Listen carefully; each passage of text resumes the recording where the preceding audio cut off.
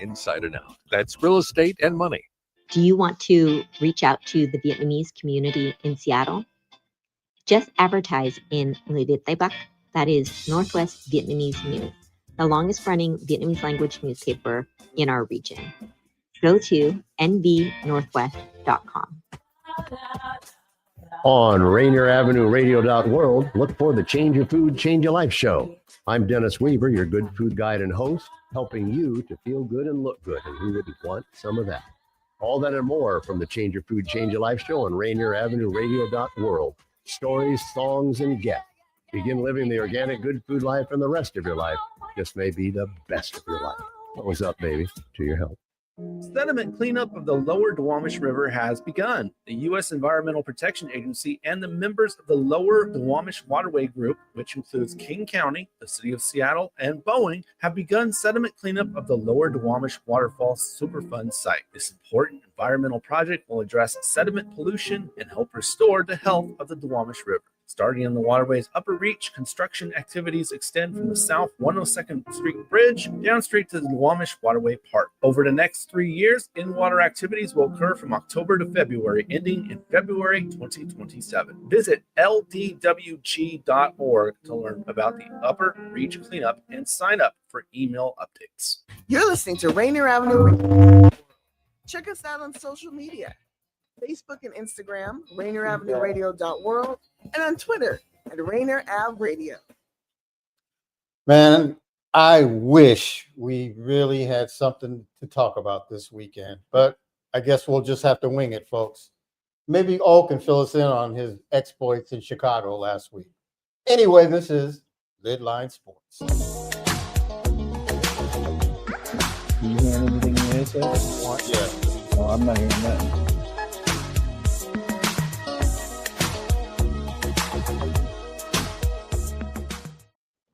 Hello, everybody. Welcome back to another edition of this fastest hour in sports, LidLine Sports. Who am I? I'm Pep, better known as Pep. No, first name Renault, last name Bean, better known as Pep. I got my man, Michael Carter, better known as MC, and we got Mr. Otis Stevenson to my left, and we call him O. Oh. Used to be Lil O. That's the funny thing. But you know what?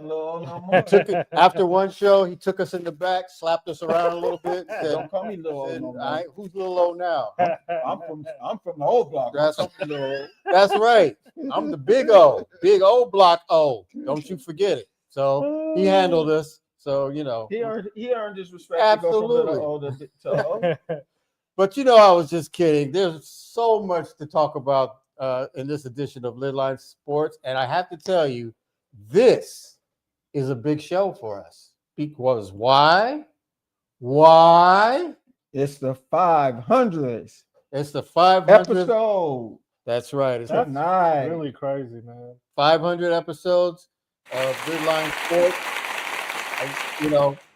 We got to give homage to Granville Emerson, who put this all together. He was with us for a long time. I can't even tell you how many shows he actually did, but it doesn't matter. He's still part of the LidLine family. I talked to him. He told me, he said, way to keep it going and keep it up and alive. Awesome. Mm-hmm. So he'll always be part of the LidLine family because he's the creator. Yeah. So absolutely. And remember the day when we first started it in his house in the living room. That's right. The shows on the dining room table. That's right. Yeah. His house, my house. We had some fun times. Yeah, it was crazy. And if it wasn't for y'all, I wouldn't be here. So I got to give my flowers to MC. Thank you, Pep. sir. Thank you, sir. Also, of course, G for just giving me this opportunity. Mm-hmm. I remember my first time doing this show, and I remember sitting out in the studio and just right up a couple blocks up, nervous as heck. Now you're an old vet. I'm like, man, I got this. I was nervous as heck coming into the studio because, I've done the podcasting with my brother, but those weren't live. It was recorded, and I don't know what it was. And those were even we were interviewing NBA athletes at the time too. And I don't know why, just never nervous, but there was something about like coming into like the radio show in the studio, and I just remember shaking up. But you guys instilled the confidence in me, and once I got going, man, it was. Yeah, it was now we almost can't natural. now we can't get you to be quiet. You just want to take over the whole show. The O show. We also got to give credit's due. Daniel deserves his flowers, our producer. Oh yeah, I know he's been here since I've been here. I don't know how long he's been before the me. whole time. But man, he is great at what he does, Daniel. So we definitely want to give you your flowers, man. Absolutely. Because we wouldn't be able to do this show. Live. Yes. Way to go. All right. So what we want to get to, what happened over the weekend here in the great city of Seattle and metro area is that all the teams that are pro and college and whatnot that played over the weekend won over the weekend. And that hardly, if ever, has happened, right? I mean, all the teams won. Usually it's like one or two will win and a couple other, will have some kind of crazy loss. Mm-hmm. And then, of course, that's fodder for the show. Mm-hmm. So, but the M's did it even more justice for us. Yes. Because they won not only over the Friday and over the weekend, but they won the day again. Yes. So they kept it, they're keeping it going for us. Absolutely. So this is a sports haven for Seattle folks right now. Yeah. I think you've been speaking it into existence though, because there's been a couple of weekends, I feel like in September where we were getting close or you were just talking about all the teams. So right. I feel like y'all was starting to speak it into existence. And me, as UW, that was a great win. But I'm a big Mariners fan. I am lost for words right now. I know. I thought coming to this radio show, I was gonna have 1,000 things to say about the Mariners and whatnot, but I'm just speacehless. I don't know what to say. Say what? I don't know what to say. Hey, we need to bring the Mariners here. if that's what it takes to keep them quiet. Come on, Mariners, keep winning. Oh my gosh. Yeah, so the Mariners won Friday in 15 innings, yes, sir, which was crazy. And then, of course, we had the UW Huskies on the same night winning over Rutgers, 38-19. Yes, thank you, sir, for the echo. Mm-hmm. And then, and then I think Saturday the Kraken won, and then Sounders won. Mm-hmm. And then, of course, Sunday, Mariners won again. And then today, the Mariners won again. Sunday. And so the thing is, Seahawks won on Sunday too. Thank you. The Seahawks won on Sunday. So the thing is, usually the Mariners aren't even playing at this time. Yeah. So it's unprecedented to have all these teams winning over the weekend because there's a chance where, of course, you got UW and the Seahawks and maybe the Sounders and even the Kraken could win a game, right? Mm-hmm. But to have all 5 teams win over this particular weekend and this late in October, which we are in the middle of, is just probably never happened before. This is going to be phenomenal because since I guess 2001, we have never had the Mariners playing at the same time as the Seahawks getting ready to go into the playoffs and the NBA starting up. And the good thing about this, folks, is the Seahawks are winning. Yep. Mariners are in an unprecedented run right now. And, so the Seahawks are 4-2, and they're sharing first place with San Francisco and the Rams, which actually San Francisco, having beaten Seattle in the first game and the Rams, actually owned first place if there was a tiebreaker. Right. So that's how that works. And then, of course, between Seattle and the Rams, you'd have to go through division or conference and all that. But we don't need to do all that. That's neither here nor there. Can we include the fake Sonic success in all this too? Or no? Too much of a low blow? No. No. What, did they win? Did they win an exhibition game or preseason game? I think they actually did. Oh my God! No, we can't. We can't have the fakes in this. They're not a part of the Seattle. No. They the wannabe Sonics, but they doing what they need to do on their end, but they can't get none of the Seattle. I hear you. If Gary Payton, Sean Kemp, and a lot of the other OG Sonic players say, I ain't got nothing to do with the OKC. I ain't got they weren't none of them fans of mine. I feel the same way as them. Mm-hmm. I get it. Yep. Oh no. Just like for the Brewers. Oh, I can't stand the Brewers. You know, they're playing good. Because why can't I stand them? Tell them, Pep. well, they stole the pilots. Thank you. one year as a kid playing Little League baseball, we have a pro team playing at the 6th stadium. For 1 year, we're all kicking it happy, getting little mini bats. And Tony baseball. was there. I know. he was coaching in the dugout. That's all. But anyway, and then the next year they sold them to the Brewers. So that means if I don't want to jinx, but let's say the Mariners make the World Series, would you rather beat up on the Brewers or the Dodgers? Both. Okay. It don't matter. But I'd love to see the Mariners play the Brewers and beat them. Yeah, but I don't care who it is, beat them. But I'll take the Brewers because of that vendetta. You know, because as a kid, I'm not ashamed to admit it. I cried because I played baseball. Cried, and I was like, man, girl. My dad said, "Oh, they're gone, son." I'm like, huh?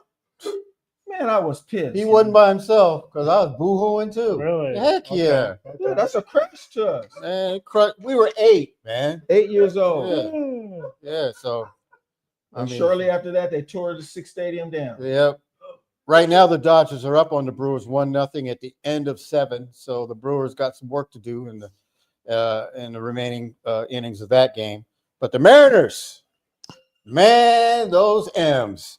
Let's talk about those M's. You know, here's the one thing I thought of. You know, when you have a series like the M's did with the Tigers, and, you know, shout out to Detroit. They were very good. They were a thorn in our side.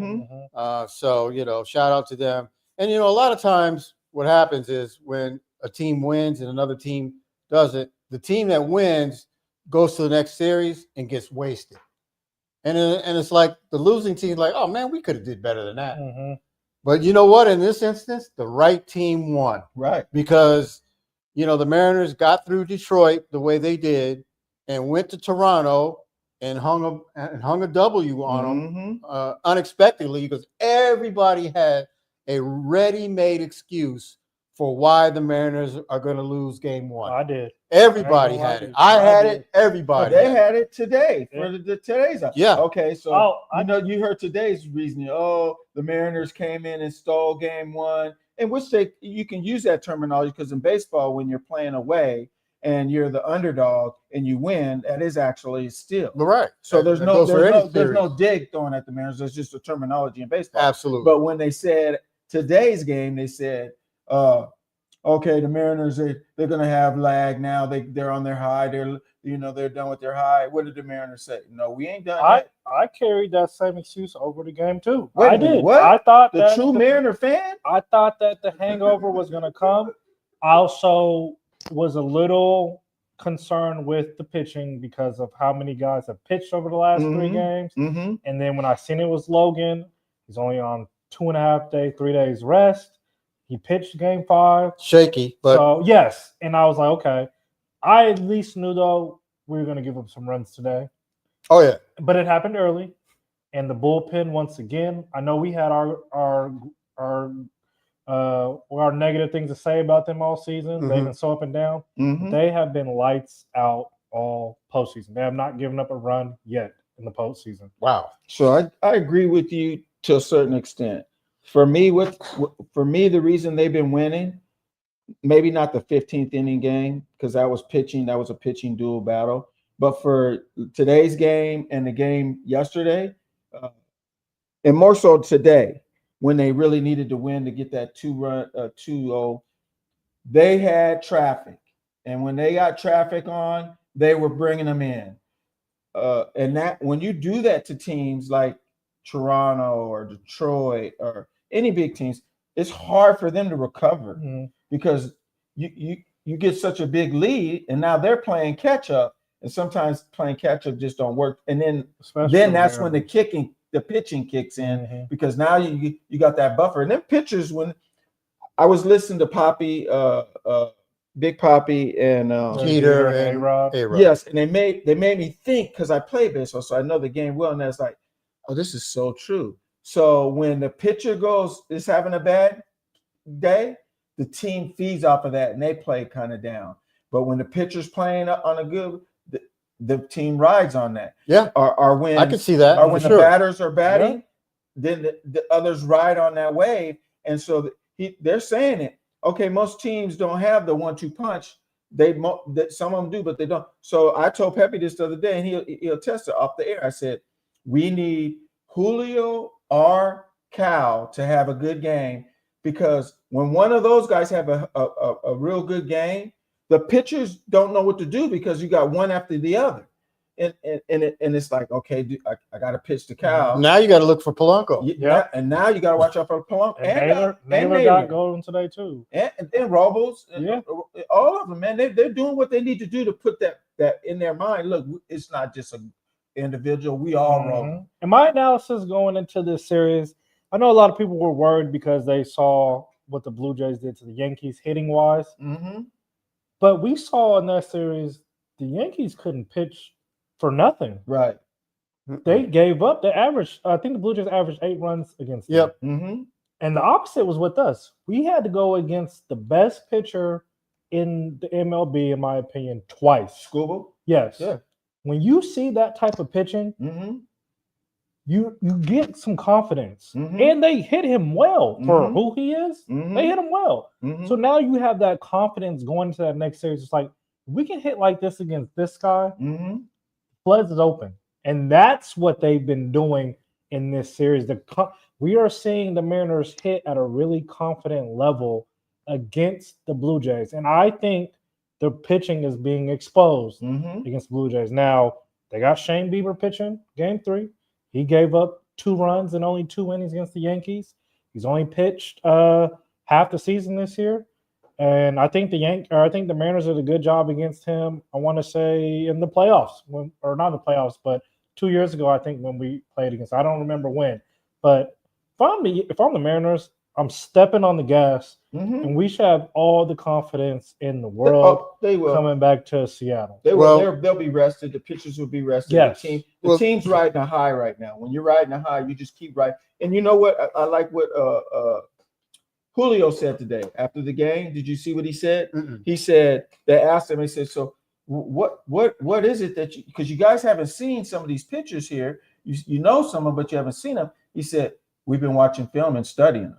So when these guys are coming in, we kind of know what to watch for.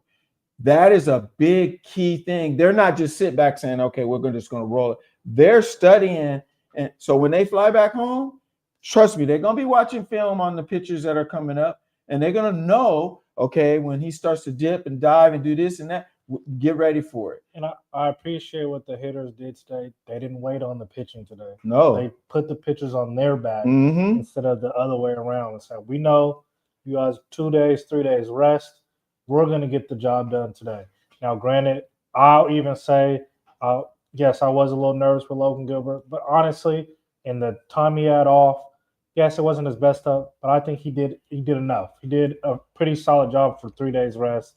After the second inning, he kind of locked in for a little bit, and he handed it over to the bullpen, and it was lights out after that. So, like I said, I'm just in awe and amazement of what these guys are doing.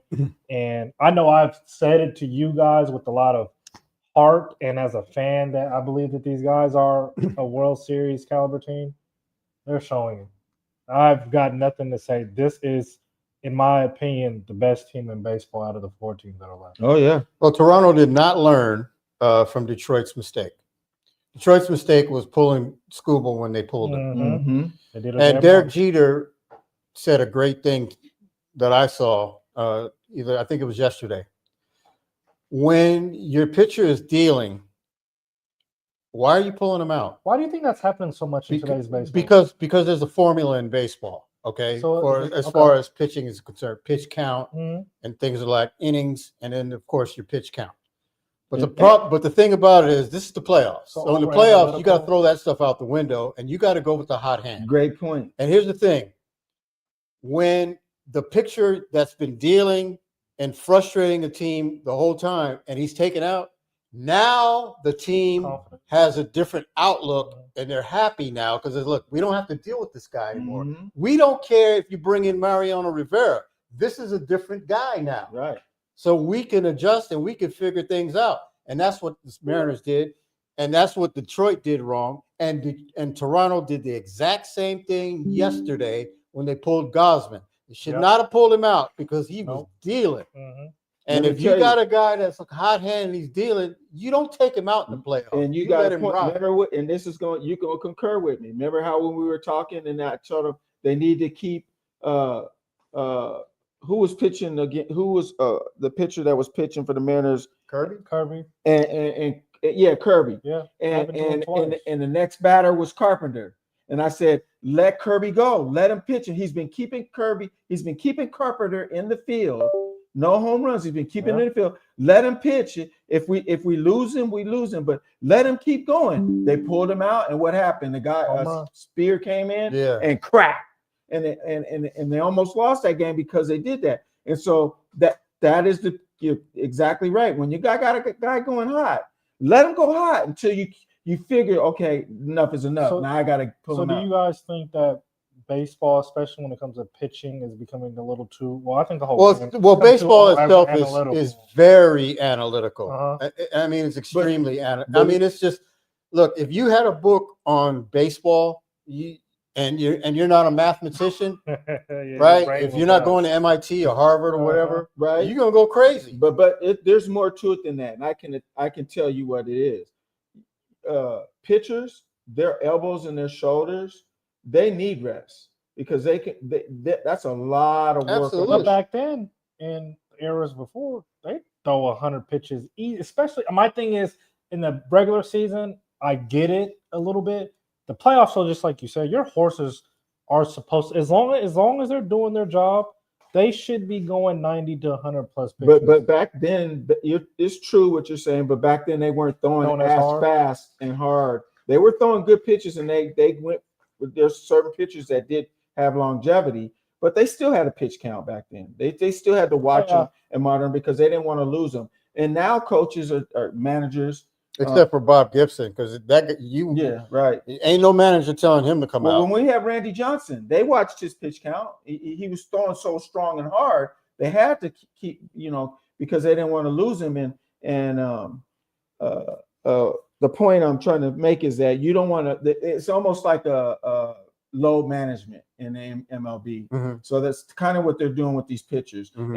And I don't like somehow they're thinking though, oh, we're going to save them for the next game. If it's a game 5 and it's mandatory, roll with them.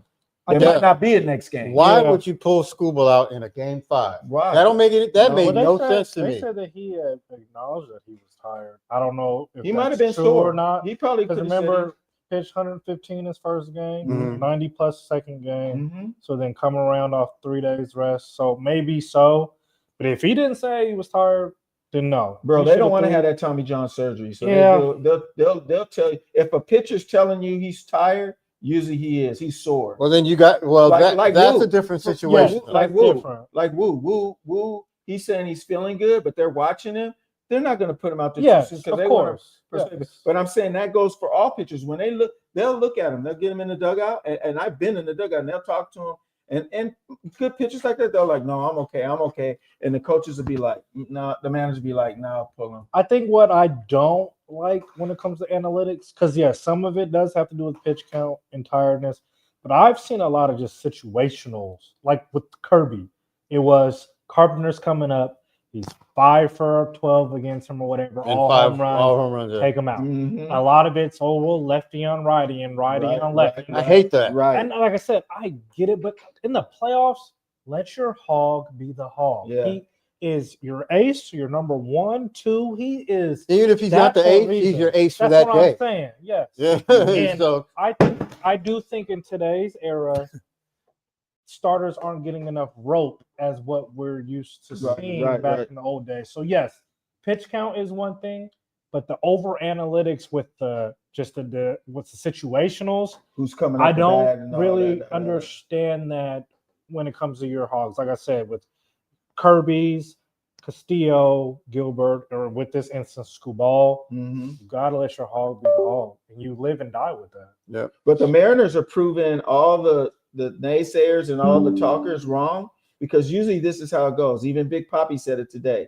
He said when he was hot and he was playing good, he didn't want to have any days off. He wanted to keep going because if he had days off, it messed with his rhythm and it threw him off, and then he lost that little spark of hotness. So that people were saying since the Mariners had a first round bye coming off of a high, they probably were going to come into it, be rusty and all that. And they showed, oh, no. And they kept that going right on through Detroit. And now they're keeping it going right on through Toronto. You got to think about it. I mean, the type of high they just had off playing a 15-inning game in a game 5. Right.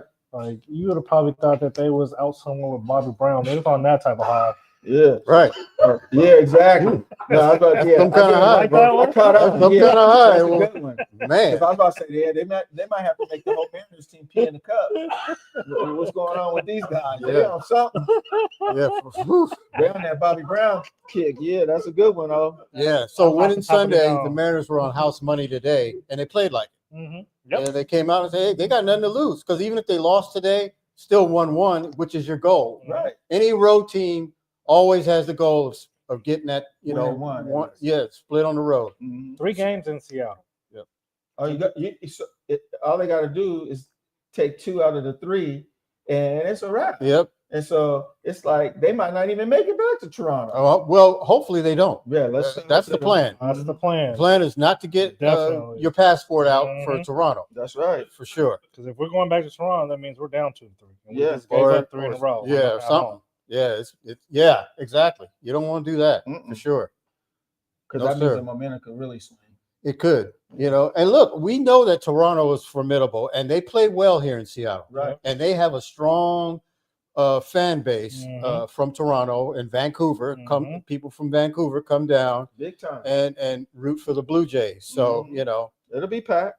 So it will be packed. But but I just heard on the radio coming in that the announcers for Major League Baseball, the national broadcasters, said when they were in Seattle, that was the loudest they had ever heard any baseball stadium. Period. They did a seismic check on it. Period. I got something to say. And if you think it was loud for Detroit Friday, you ain't seen nothing yet, because Wednesday is going to be rocking. The World Series is knocking at the door, man. Doreen just posted the Bills lost to the Falcons. Yeah, the Fraudkins. Well, the Fridays. Yeah, but yeah. Well, Josh Fralin. Jessica's on suicide watch. Yeah, Jessica on suicide watch. So yeah, absolutely. So the Bills, what was it? We could look the it score was 24-14. Yeah, they didn't beat them. The Falcons are the same team that lost to Carolina 30-0 a couple of weeks ago. Right. I mean, and of course, then Carolina go ahead and beats Dallas, which is always a good thing. Don't make no sense. Yeah, the NFL is crazy. It is. Jacksonville beats up San Francisco. They beat up Kansas City, and they let Seattle come in there and punk them. Yeah. So now Texas comes here next week, Monday Night Football. So let's not. Kansas City was struggling, and then they beat up Detroit, who was on a high. Yeah, so it's like that's just the way it goes. Yep. Yeah. All right, we're gonna take a break, but when we come back, we're gonna get more into what happened over the weekend for the Seattle team. So don't go away. We'll be right back. Rainier Avenue Radio, LidLine Sports.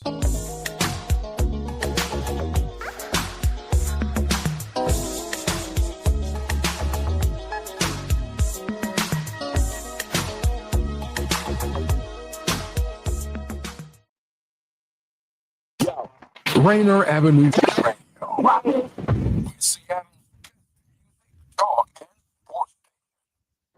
So I needed to check my kids' immunization records for their school. My doctor told me I could get them quickly online, but I couldn't figure out how. Thankfully, I could turn to Link to Care WA for help. With Link to Care WA, I was able to learn how to use online health portals, use telehealth to talk to my doctor virtually, and even apply for jobs online.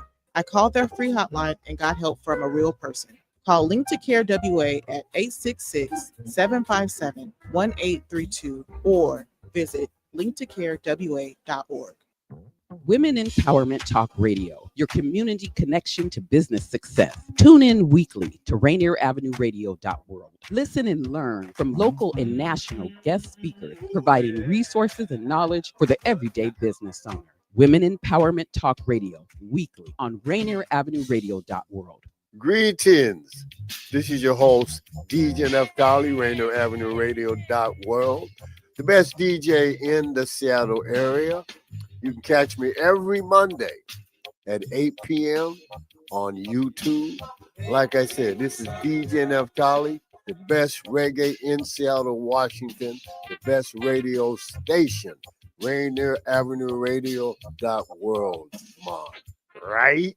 Generational wealth. Generational wealth. Generational wealth. What is generational wealth? We asked our communities, and this is what they had to say. Black generational wealth. For a long time, that's been a dream that needs to see reality. For hundreds of years, Black people have been in the United States and have suffered for it. We built this country, but have not yet really seen the dream come alive and what that means for Black people and people of color.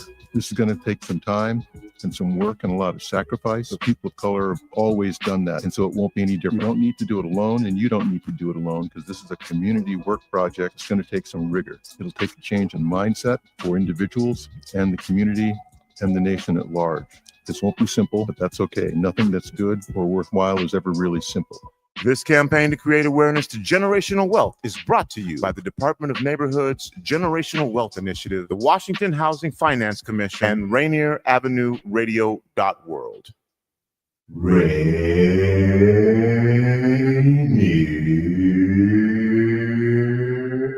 Avenue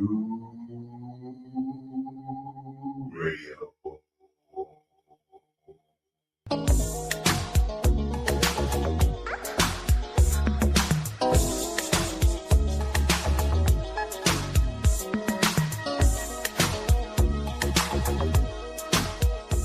Welcome back, y'all, to the second half of the show, Rainier Avenue Radio, LidLine Sports.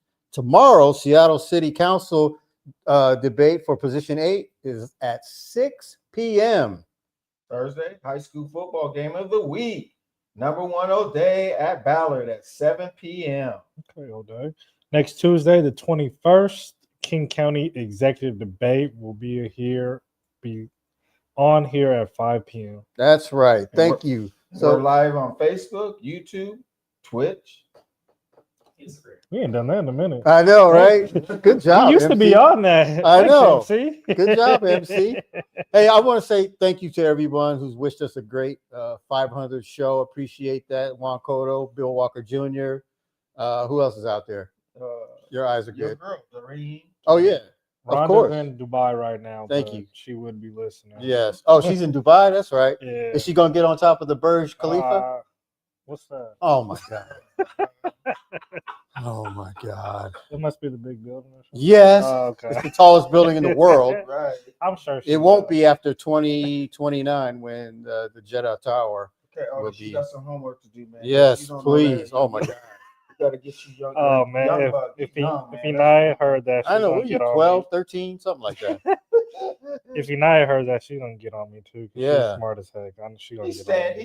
He done went to Chicago, hanging in the O Block, and he don't know about. Oh, No, they done beat the smartness all out of him or threatened him something. I don't know. I don't know what happened. Oh, but anyway, thank you for joining us for the second half of the show. As the first half, we talked about the Mariners for the most part. We congratulate all the teams here in the Great Pacific Northwest, Western Washington side, of course, with wins. That would be the Mariners 3 times, you could say.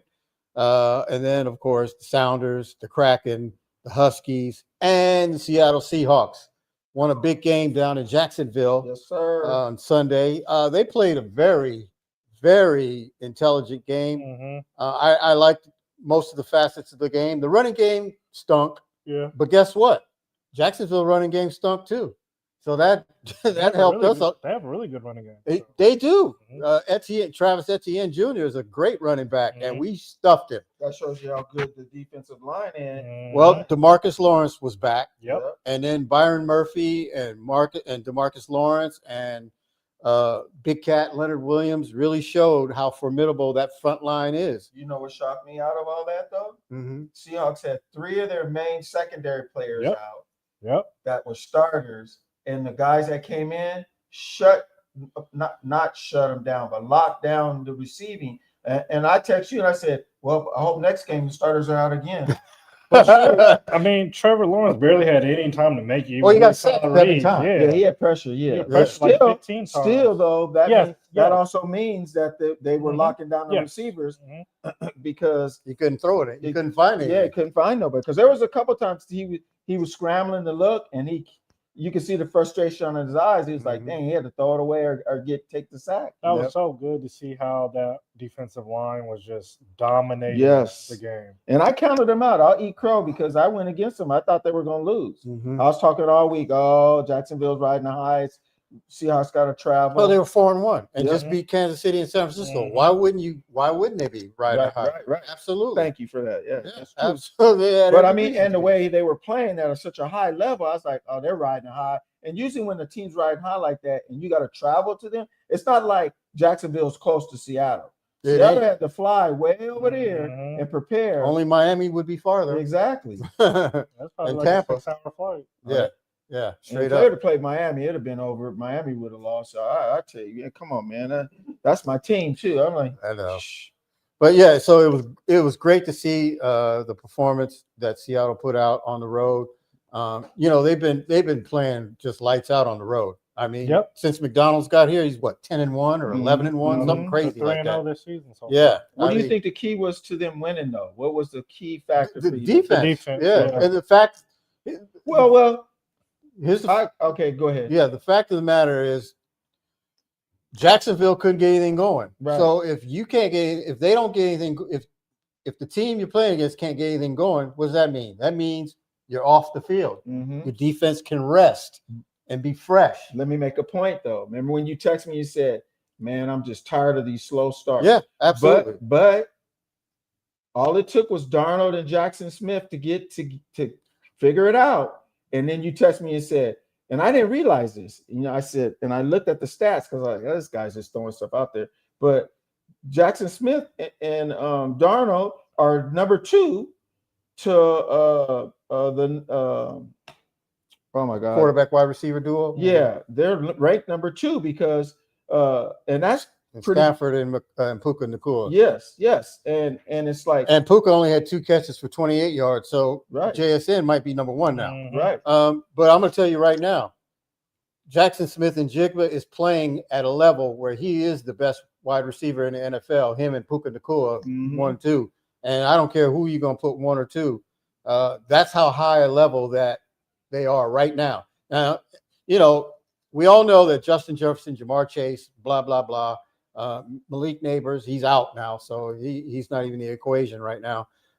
We all know that they're top-notch, best, good receivers. But I'm talking about current, how they've been playing from start to finish. That's fair. No wide receiver has played better than Puka and JSN, period. Yep. And you could throw in Emeka Egbuka. Yes, you could throw him in there too. But that's it. Everybody else. And they've been, and I like the way they utilized Cooper Kupp. He came through when they needed, caught a couple of passes, got his first touchdown, and he got quite a bit of yardage. But that says a lot for Darnold too, though. That says a lot for Darnold because everybody was projected to say, even me in the beginning of the season, I said it's all going to come down to is if he can handle the pressure and just play a game and minimize the turnover ratio, and he's doing that. Sam Darnold, being at Minnesota last season and playing with Justin Jefferson, Jordan Addison, TJ Hawkinson, and those type of weapons did wonders for him because he is confident and he knows that he can get the ball out to weapons that he has, and he's utilizing them great. He's even utilizing A.J. Barner. Yeah, and he's turning into a really solid tight end for us. And if the running backs can get their heads out their butts and do what they should be doing, then the Seahawks can be really dangerous. Because now I read something. What do you guys think about this? I'm gonna give you a proposal question to you. What do you think about them putting Chardonnay and Walker in at the same time with one tight end and a receiving core instead of two tight ends and just one running back? Well, it depends on how well Charbonnet or Walker can block. That's key, right? Because if they're good blockers, if either one of them are good blockers, then you could do that. But if both of them are mediocre blockers, that'll hurt you, because then Sam Darnold will be in trouble. Yeah. Right. Yeah, and that's one thing we don't need. But defenses they wouldn't know what to attack, because now you got both of the main running backs in, you got one tight end, and you got the rest of your receiving core in. You can't watch them all. No, but the thing about it is, like I said, if the line could just give him enough time to and Sam's been getting some good time. Yes. Yeah, he's been getting time. So we can't that's really why complain. That's why I proposed. We have more problems with run blocking and creating lanes than we do pass protection. Oh, Rhonda said, "Hey, y'all from Dubai." Oh, awesome. Hey, Rhonda. Rhonda, did you get on top of the Burj Khalifa? Please let me know. Because Otis didn't know where it was. Yeah, your son don't even know what it is. So please, if you haven't gotten it, at least take pictures. Thank you. Yeah, but like Bill said, Sam had no interceptions. Right. Again. Yeah. Awesome. That's huge. Yeah, absolutely. So, now they got to test Monday night against the Texans. See, this is the type of game that always trips us up. Trap game. Yes. The Texans are 2-3, mediocre, but sometimes, you know what? They all suddenly get well against the Seahawks. Right. And I don't want this to happen. I don't want to make a booty quarterback look like an all-pro. Right. Running back that ain't did nothing, run over 200 yards. Thank you. I do hear you guys. I think I'm glad it's a Monday night game, so there is like some energy, some extra energy instead of just being your regular urgency Sunday afternoon. Absolutely. You're playing prime time. And live look, in front of everybody. You want to put on a the Mariners might be getting ready to play, or still, So there's still some residual feelings in the Soto area with the stadiums. Mm-hmm. You get that carryover. Right. Like when one team, because they play right next door to each other. Yes. For people outside the Pacific Northwest don't know, T-Mobile Park and Lumen Field are basically next door neighbors. So, you got playoff game with the Mariners, and then you got a game with the Seahawks like last Sunday with Tampa, and then the Mariners playing last Sunday against Detroit. Man, I want to see the pictures of it. I don't even. She said maybe I guess I just breezed through them. I don't remember. So he couldn't put the Burj Khalifa out in the lineup. He said he deleted them. Sorry. He said, "Oh, is that the Empire State Building?" I've seen that before. Oh my God! Is that the Sears Tower in Chicago? I was just there. Yeah, exactly. Oh. But so is the game here? The game is here. Game here. Yes. Okay. Next Monday night, right here. I've been so hyped on the Mariners. So that game, we don't know what's happening with the Mariners, of course. Right. Hopefully they'll be resting. Right. Yeah. I hope so. Yeah. So yeah, that's going to be pretty interesting to find out. And you could feel the buzz around. Oh the city, yeah. Oh yeah. With the Mariners doing so well and the Seahawks both doing well. Huskies doing well. But yeah. Huskies should be a top 25 team. Yeah. I don't understand how they're not. Only one. Well, loss I to think Ohio they State. got to play another formidable team. Okay. Well, one more formidable team. Well, they're playing one. Huh? Saturday, Michigan, big noon Saturday. Mm-hmm. And Michigan's beatable. Yes, they are. Yeah, they should try and win that game for sure. That would be a big win. Yeah, if they can get that done. I watched a good game though too. Illinois and Indiana and Oregon. Illinois is a bad team. Man. They are a bad team, man. Yeah, in a good way. Yeah, Indiana. Yes, in Indiana. Yeah. Illinois, Indiana. They are a bad team. Yeah, they look good, man. Well, Indiana smoked Illinois 63-10 a few weeks ago. Mm-hmm. Illinois the next week beat USC. Mm-hmm. So I was like, what? Exactly. How good is Indiana? Right. Well, they just showed you Saturday. They went to Eugene and put it on and beat Oregon by 10, double digits. So and Oregon was ranked number 3. Yes. So Indiana is going to shoot way up. They're going to shoot up to number 3, 4, 2 maybe. Right. And Ohio State will remain at number 1. And Indiana, Ohio State, man, they're on a collision course. Yeah, and I go back to what I said 2 weeks ago about how college football is just, there's no, like I said, we can all say Ohio State stands out a little bit. Miami stands out a little bit. That's my team right there, the Canes. Yeah. But outside those two, there's really not a team that is like super stands out. And I love that about college football. But also, Alabama's playing much better. Yeah, well, they had to. Yeah. Oh, we got to talk about Penn State. Yeah. They've lost 3 in a row. And in 3 weeks, you've gone from number 3 in the nation down to you fire your coach. That is unbelievable. Do you agree with the firing? It's a guy who's been there for the last 10 years. He brought them out of the hole after the whole scandal, taking them to multiple college football playoffs, was just one game a win from the championship last year. Do you agree with this call?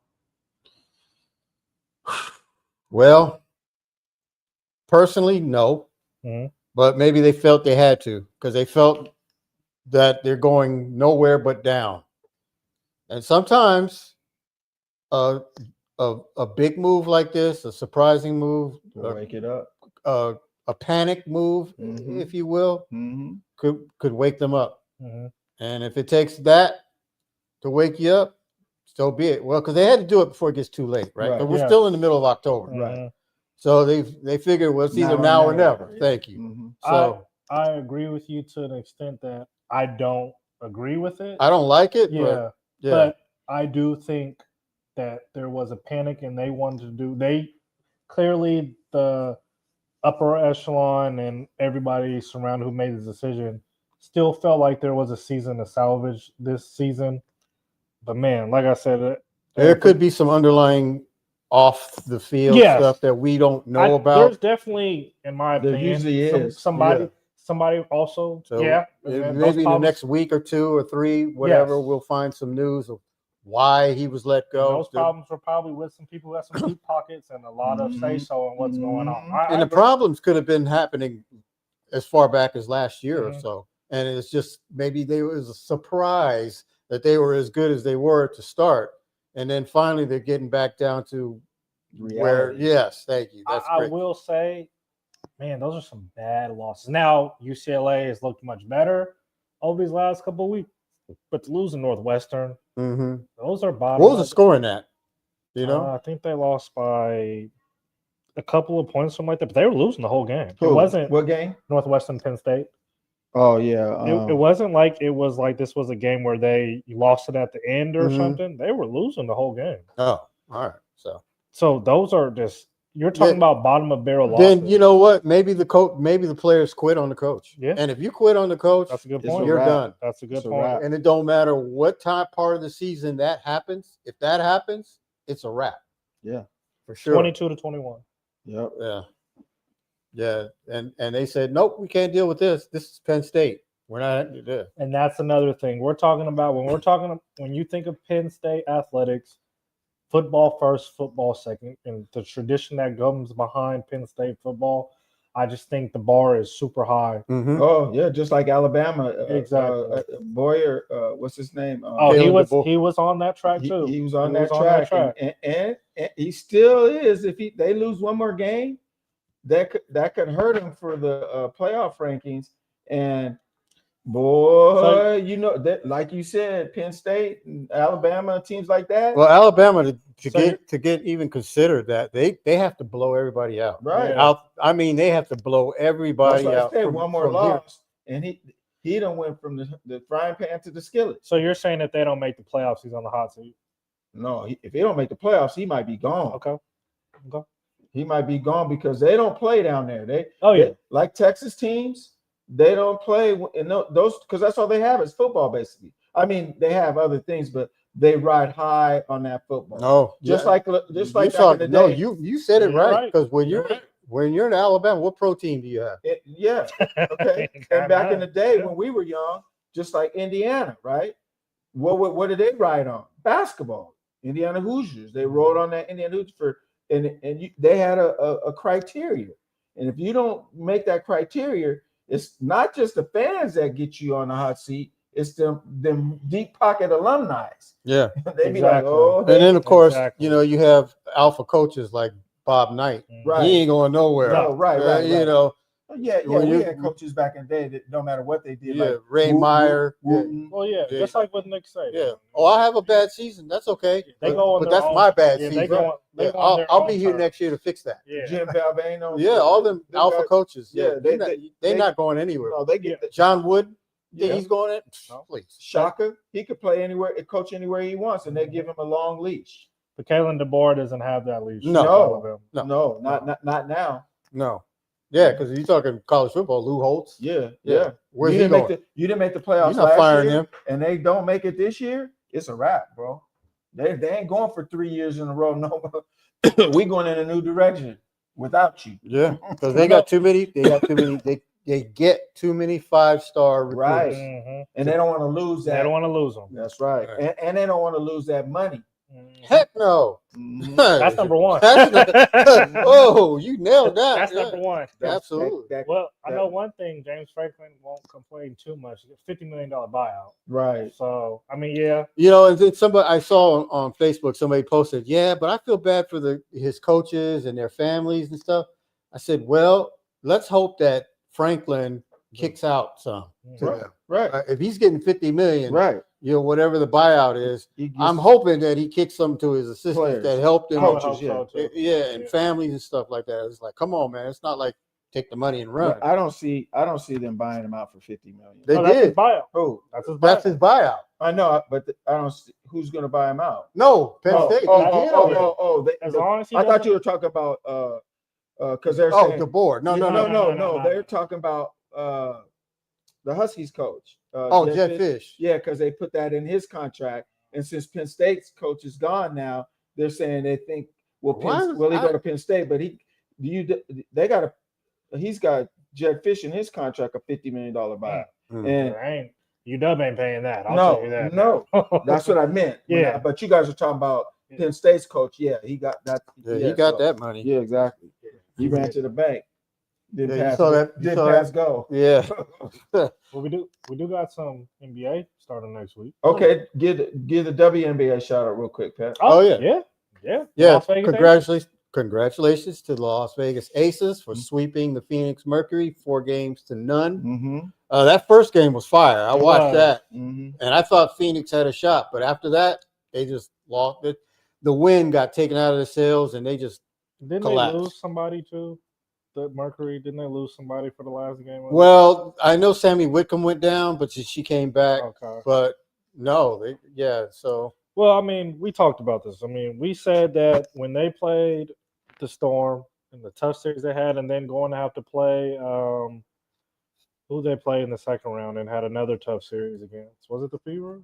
Fever. Yeah. Indiana. That was that's took a all lot out those of guys needed to once they got to this level of playing on the finals, Mm-hmm. the deed was already done. Right. They've already did the tough work. Right. And I thought the Phoenix Mercury, once again, another team who was really great throughout the season. Mm-hmm. But we all knew that the Aces were going to win the finals, especially after playing the Storm. And this is not because of how they played the Storm, but because of how the Storm played them so well. Right. And we can all say they probably shouldn't even win that series. And that was probably in their minds, knowing that we're not comfortable as we think we are. Mm-hmm. Made them play their best basketball. And now we're hearing the talks of, Aja Wilson possibly being the women's GOAT. You guys, any thoughts on that? Think she still has some more to do? Hey, she's the champ. So She's unless the champ. you unseat the 3. champ, I got nothing else to say. But okay, you got to bow down to the champ. And how many times have they won it? yeah, 3. yeah. Yeah, you got to bow down. And they started off terrible this year. Yep. They were getting handled. Mhm. Storm handled them once or twice. But they won 17 in a row and then got back in the playoffs, and it was all she wrote. But they got star after star. I mean, that roster is, you talk about stacked. They're deep. I mean, this should be illegal. Yeah. I mean, are you kidding me? You turn around, they bring in the star off the bench and sit the star down. Yeah. You think we're in for a lockout? Yes, I do. I hope not, but yes, yeah, that way heavy. It looks like the WNBA and the Players Association is so far apart. And of course, we got Nafisa talking about the bad leadership of the commissioner. Commissioner, thank you. Mm-hmm. And then, of course, the commissioner is, refuting all that and stuff like that, and she has to go out and do a press conference and try to refute. Clean it up. Yeah, thank you. It just sucks. It's a mess. Yeah, it is. It kind of sounds like the Miami Dolphins, where you got Tua going to the podium. Yeah, one game he loses, he blames his players. The next game he loses, he blames the coach, and it's like he's just not a good leader. No, he's not a leader at all. Yeah, that's what do you think those players are going to do the next game? They're going to be like, oh, so you want to throw us under the bus like that? They're going to be like, they're going to look at the defensive line and go like, you got a clear shot at him. And they're going to act like they hit him and just whoosh. Concussion town. Exactly. I hope somebody says something to him in the locker room or whatever after the fact. You just don't air out and go on in the locker room. There's a lot of players, players. They said you keep that internal. You don't go into you have to. It's one thing to lose and take onus on yourself, but to blame others, come on, man. But anyway, let's move forward. So speaking of 500, well, for me, my anniversary is why I was got my chance to brought on the show was to talk about the upcoming season for the NBA. So okay, I'm glad to be able to do that for you guys next month if y'all allow me. I know I don't shut up, but who told you that? Before we let you do that, where you get that from? Before we let you do that, you got to do your research and know name the top 3 tallest buildings in the world. Yeah, and then we might let you. Yeah, please. Is the Columbia Tower? Oh my God. We said world, not Seattle. Yeah, the world. Not. Oh Lord, Rhonda, help your son, please. Where's Taipei 101? I'm guessing China, because that's where Taipei is. It's in Taipei. Yeah. Y'all getting on me now. Yeah. Yep. That's right. The Petronas Towers. You know where that is? No. Nope, I do Kuala Lumpur. You know where Lake Michigan's at? Where's Lake Michigan, Otis? Michigan. It's like no Chicago. About to say, it's right there. Yeah, it's close. You can't go wrong with saying. Do you know what's on the other side of Lake Michigan? No, Michigan. Yeah. There's a beach over there, and you could on a clear day you could actually see Chicago skyline. You know how many people drown in Lake Michigan yearly because they don't realize how strong the current is? Huh? What's that? Go ahead. I said, do you know? There's a lot of people that drown in Lake Michigan because they take. Where did this turn? Well, I'm just saying because Lake Michigan is so big and it's a lake. Yeah. Most people don't know. Most people don't think like Lake Washington. They don't think how strong the current is. Right. And they go down there and it's like, yeah, they got the riptide currents. But they're thinking, oh, I ain't in Hawaii, man. But anyway, what's gonna be the World Series matchup before we get out of here? Oh, Mariners Dodgers. Yes, Mariners Dodgers. I want Mariners Brewers just so the Mariners can win, beat the Brewers, and we can say, but if the Dodgers beat the Brewers and they don't make it, I'll still be happy. But it'd be Mariners Dodgers. I think the Dodgers right now are playing really strong ball. All right, that's all we got. You heard it here first. Mariners Dodgers World Series. Next Monday we will be back. So thank you for listening. LidLine Sports, Rainier Avenue Radio.